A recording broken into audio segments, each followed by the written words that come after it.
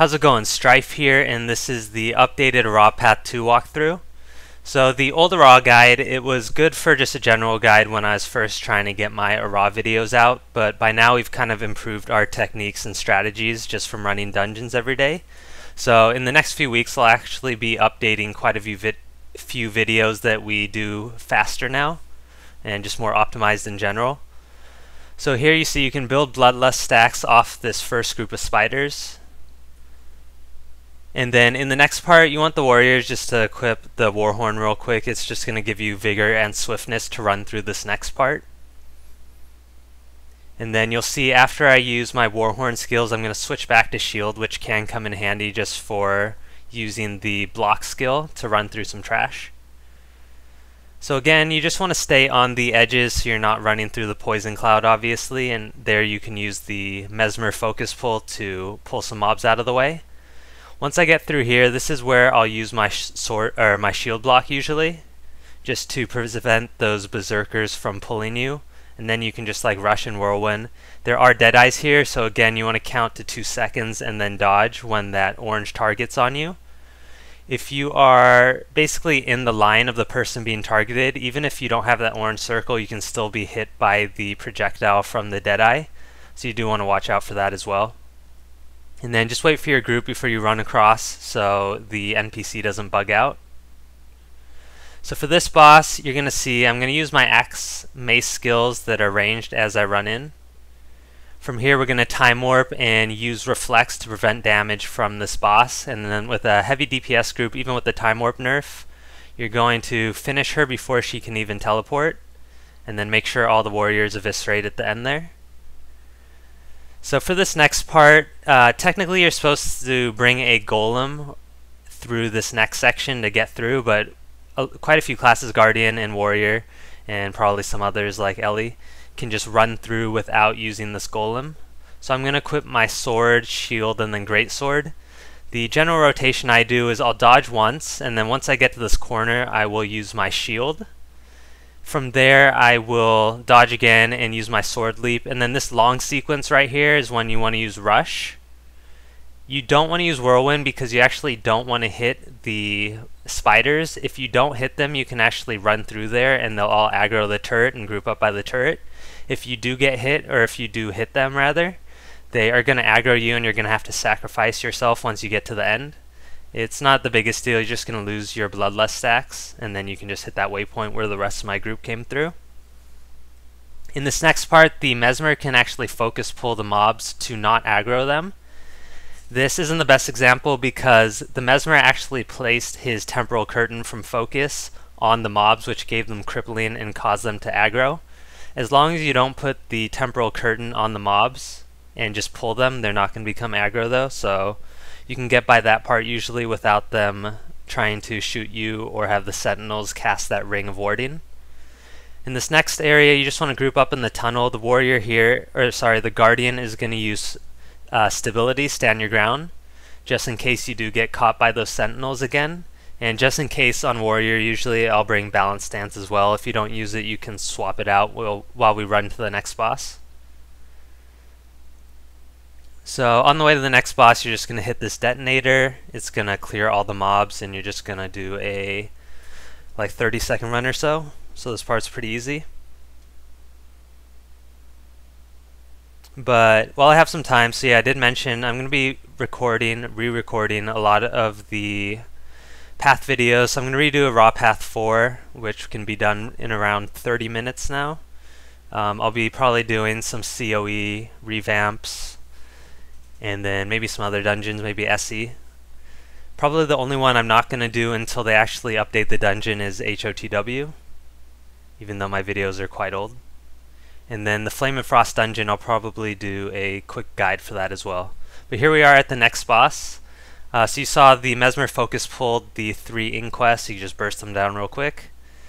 And then this boss is pretty easy. He only has 2 really main attacks. The first one is just his auto attack, which is really slow. You're just going to run behind him obviously and not get hit. The second one is when he jumps in the air, which is the big red ring, which knocks you down. When he does that headbutt type move, that's when he's going to get his like berserk status and grow in size. you're just going to pick up one of the guns that the Inquest dropped and shoot him, which will get him back to normal. But besides that, the Guardian as well is going to use like Aegis a lot of times, you'll see, when he does his jump knockdown attack, so we don't have to break our 100 blades or DPS at all. And then again, right at the end, we're just going to eviscerate. So that's that boss. From here, once the waypoint comes up, you can just waypoint there to shave off a few seconds.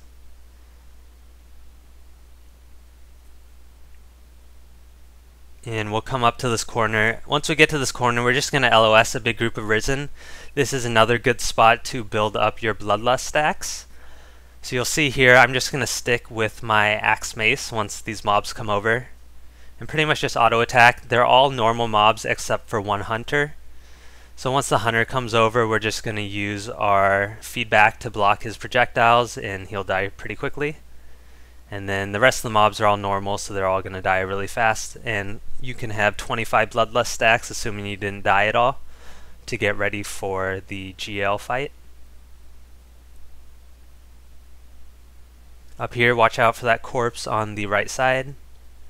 It's not going to kill you, but it will bring you down pretty low. And then we're just going to run past that Berserker, kind of a waste of time to fight him.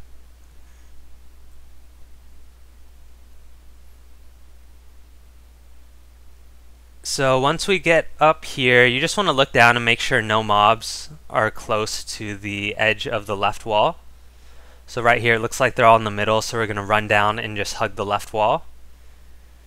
Once we get over this rock, the Guardian's going to use his Wall of Reflection just so we can kill the 1 or 2 turrets that are here. On this run, there's only one close one. And then again, just pull this Abomination over. Both of them will leash together. So generally, I'll start off with Mace 5 to knock them down. And then instead of doing 100 blades, I'll use Whirlwind first because you're not going to get your full 100 blades off anyway. And Whirlwind actually does more DPS. Especially when the mobs are against the wall. So for GL, we're going to do the speed clear. This video, we actually beat the current record of 1 minute 20 seconds. And you'll see we actually use 0 reflex. We kill him so fast in phase 2 that he doesn't have time to do his AoE, and then phase 3 he didn't do it. I currently have a video in my library where we kill him in 1 minute and 9 seconds. But we didn't get any reflect projectiles in phase 3, so our time could be better. So I'll probably update a new speedrun guide once we improve that, or get the reflex in phase 3. We're going to shoot for like 1 minute 5, I believe. But as far as the strategy goes, so if you've watched my other speedrun guide, basically the warriors are going to go full out DPS. We're going to use the Guardian stability from Stand Your Ground to get out of the dome in phase 3. By taking Frenzy, you can see we burn down phase 2 very quickly. Then after the Guardian does use stability, we do have our shield block as well if a second dome does come out, but since this is a speed kill, usually you won't get any more than 2 domes, so you don't really need to plan ahead for more than 2 blocks or stabilities to get out of those domes. If you want more general strategies on GL, you can watch some of my older videos or my solo video. I go into more of his skills.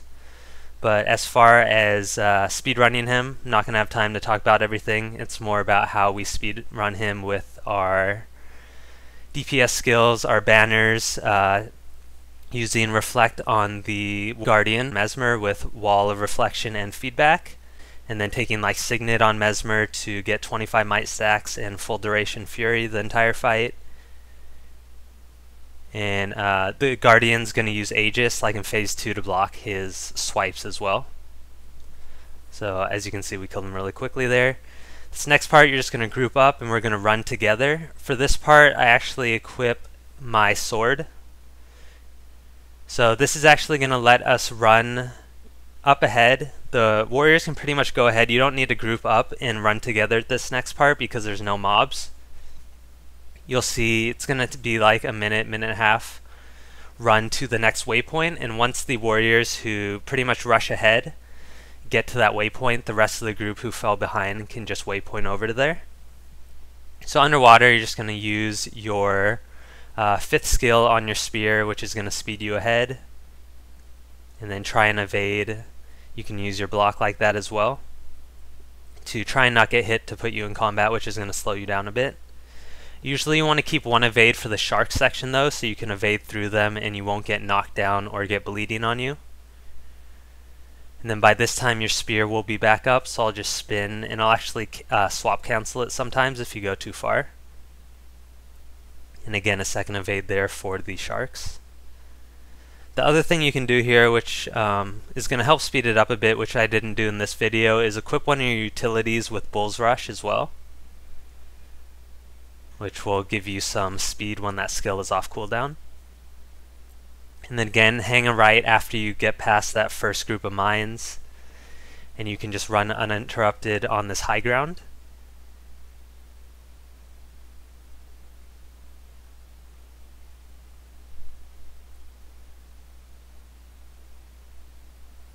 So you avoid all those mines on the bottom left, all the mobs as well. Makes it a very easy run.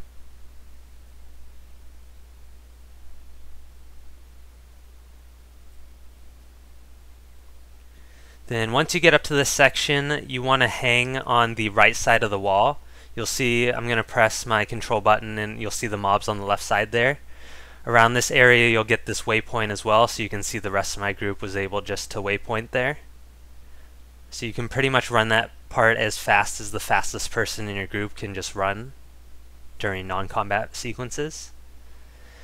So for this area, there are 3 basically paths that mobs run across. You can run around the far left side and never get aggro. Usually, if you waypoint and instantly get over to this area, this middle section where we just ran is open as well. So that's what we usually do. And unfortunately there, I actually got stunned on a mine. I had balance stance ready to break the stun from the inquest, but he did it while I was on a mine. So here I'm going to pop my balance stance. So the bad part about that is we didn't lose much time, but I did lose my 25 bloodlust stacks, which kind of sucks. Now we are at the, I guess what, 4th boss of this path. This boss is pretty easy. We're just going to fight him directly in the middle this time and use our reflex to pretty much negate all of his damage and to kill the adds as well. So again, just stand behind your wall of reflection, dodge when he puts the bomb on the ground that's signified by that red circle in the barrel. And then once time warp goes down, I'll 100 blades, whirlwind, and then swap to axe mace and just do the normal 5-second rotation.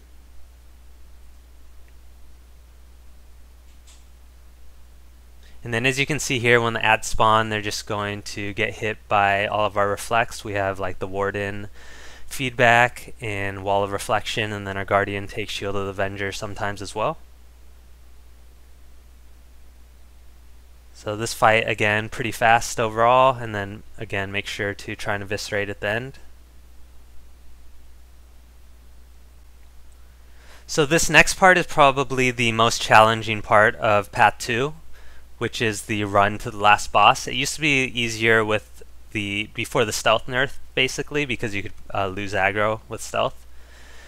But now, obviously there's a method where you can just jump up the boat and kind of glitch around the outside of the map, which again I'm not going to show for this video.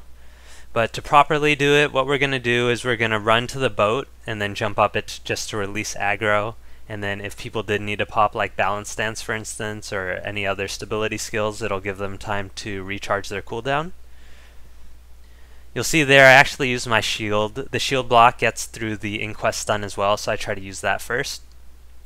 Then once you get up here, you release aggro, you're all healed up and everything, you can jump on the rock like I did to get past that first group of mobs. Once we get to this area, so the warriors want balance stance, the guardian wants retreat and stand your ground, and the mesmer wants veil, and then focus pull as well. So we're going to veil through this first group of mobs. And you see there, I still got pulled, not a big deal though. Once you get to the second area, you saw the mesmer focus pulled the inquest towards the deadeyes, so the deadeyes are targeting those inquests. And then you'll just have to run through this third group. This is where you want the warriors to try and stay ahead so they can take the initial aggro of the Inquest and use their balance stance. You'll see here the path is clear. You want to run down the middle to the top left. Sometimes there's some mobs pathing here though, so that's why we try and keep our Guardians stand your ground. In case the Sentinels, there's a path of Sentinels, they put you in that Ring of Warding, you have to stand your ground to get out of it. So here we are at the last boss. Last boss, basically the mechanic is you're going to use this little console on one person. They're going to run in, they have a time limit to get the bosses down, health down 50%. If they don't do it fast enough, a second person's going to need to come in. Here I kind of messed up because I didn't pop Frenzy, but I'm going to pop it now. And you do want to try, you saw there, I used my Eviscerate right before the boss had 50% health. If you do that, you can get a big chunk of her health out before she goes down to normal damage like you see now. So if you do that, you can maximize how quick you kill her if you properly time your Eviscerate. But that is it for Arah Path 2, and thanks for watching.